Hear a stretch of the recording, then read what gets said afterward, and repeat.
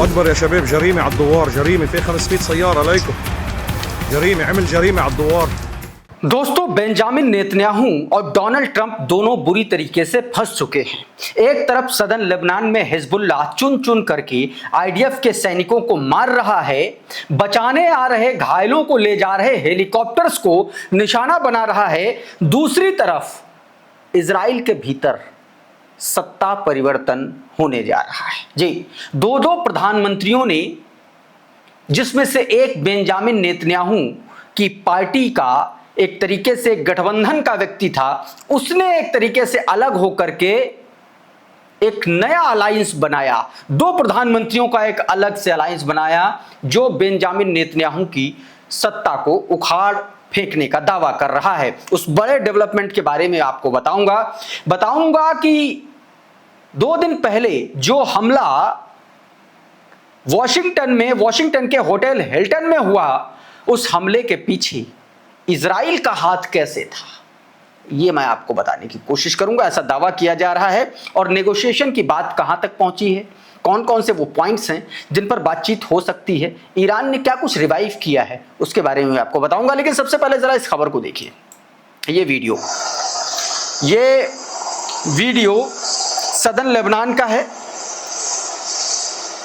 जब घायल सैनिकों को इजरायली जो है हेलीकॉप्टर से लेकर के जा रहे थे। ठीक उसी वक्त अचानक से एक और ड्रोन अटैक हुआ और बताया गया कि इस हमले में दावा किया जा रहा है कि बहुत सारे इजरायली सैनिक मारे गए हैं, बहुत सारे हताहत हुए हैं और उसके बाद आनन फानन में यह हेलीकॉप्टर जो है भागा है।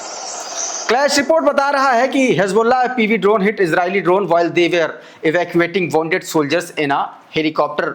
ये ठीक उस समय हुआ जब घायल सैनिकों को हेलीकॉप्टर से ले जाने की तैयारी हो रही थी। ठीक उसी वक्त हिजबुल्लाह ने एफपीवी ड्रोन के जरिए एक और अटैक किया और उसके बाद वहां पर भगदड़ मच गई। और एक और इस तस्वीर को देखिए, थोड़ा सा दूसरे एंगल से ये वीडियो है, देखिए। ये हेलीकॉप्टर आया सैनिकों को ले जाने के लिए, घायल सैनिकों को, यहां से सैनिक को उठाया इन लोगों ने। देखिए, कई सारे लोग घायल सैनिक को लेकर के जा रहे हैं और ठीक उसी वक्त एक और ब्लास्ट होता है और अचानक से पूरी भगदड़ मच जाती है। बताया गया है कि इसमें कई सारे और सोल्जर्स जो है मारे जा सकते हैं। उमाशंकर सिंह लिख रहे हैं कि आईडीएफ का रेस्क्यू मिशन था, दक्षिणी लेबनान का अल तैयबा इलाका था। अपने घायल सैनिकों को रेस्क्यू करने के लिए इजरायली हेलीकॉप्टर उतरता है। इजरायली सैनिक अपने घायल साथी को लेकर के हेलीकॉप्टर तक पहुंचते हैं। इसी बीच हिजबुल्लाह की तरफ से ड्रोन अटैक होता है, ड्रोन को मार गिराने की कोशिश होती है। एक ड्रोन हेलीकॉप्टर के बिल्कुल पास फटता है और इस बीच अफरा तफरी मच जाती है और हेलीकॉप्टर घायल सैनिकों को लेकर के उड़ान भरता है।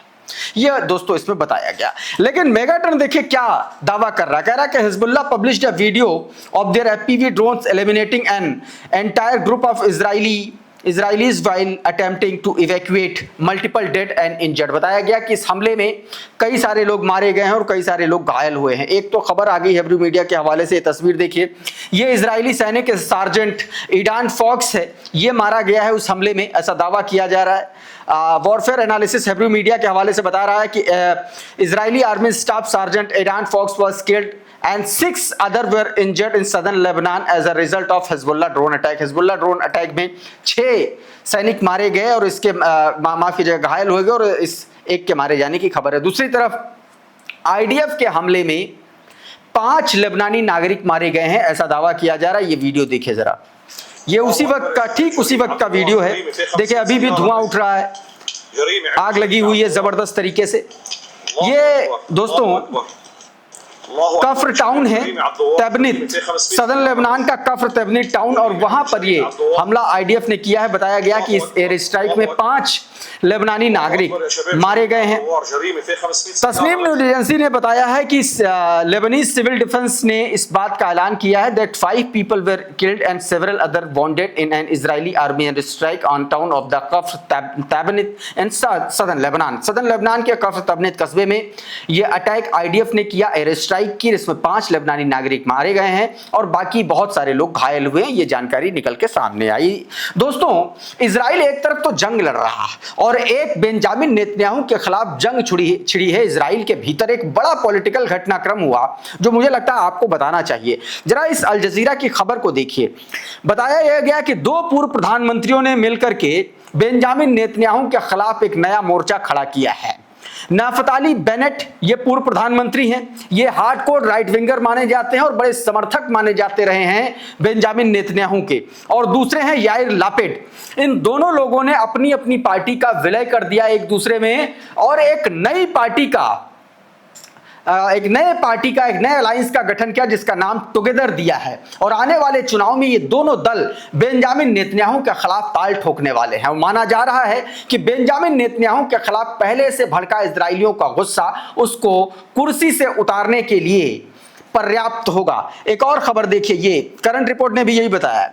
Naftali Bennett and Yair Lapid will hold a joint press conference, announce their plan to form a united political party for the upcoming Israeli election। बताया गया कि ये लोग अनाउंस करेंगे, लेकिन अनाउंस किया भी। ये जरा छोटा सा हिस्सा देखिए, ये इंग्लिश सबटाइटल के साथ है। देखिए, मैं आपको इसका हिंदी तर्जुमा बताऊंगा। אחרי 30 שנה של נתניהו הגיע הזמן להיפרד ממנו ולקחת את המדינה לדף החדש, לפרק החדש, ואת זה אנחנו נעשה। बताया गया कि नेतन्याहू के 23 साल बाद अब उनसे अलग होने और एक देश को एक नए फेज, एक नए चैप्टर पर ले जाने का समय आ गया और हम यही करेंगे। सीधे तौर पर इजराइल के पूर्व प्रधानमंत्री नफ्ताली बेनेट ने ऐलान कर दिया है।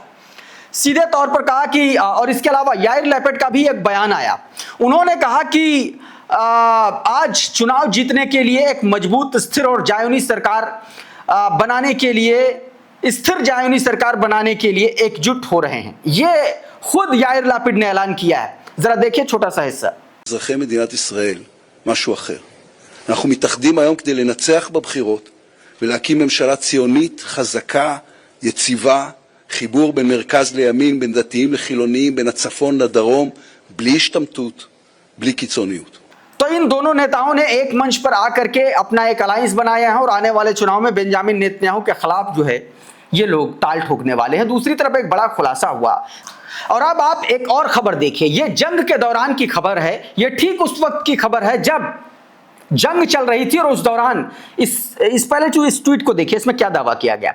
कहा गया है कि एक्सिस की रिपोर्ट का हवाला देते हुए वॉर सर्विलांस लिख रहा है that iron dome system deploy किया गया यूएई में, यूएई में डिप्लॉय किया गया इजराइल की तरफ से और बाकायदा उसके सैनिकों के साथ। Axios report Israeli quietly deployed the its iron dome system along with the troops to the UAE during the Iran war के दौरान अपने सैनिकों के साथ, अपने ट्रूप्स के साथ में आयरन डोम सिस्टम डिप्लॉय किया गया था यूएई में। यह जानकारी दोस्तों निकल के सामने आई है। दूसरी तरफ एक और बड़ा खुलासा बेंजामिन नेतन्याहू के खिलाफ हुआ है, क्योंकि बेंजामिन नेतन्याहू को एक के बाद एक कई झटके लगने की बात कही जा रही है।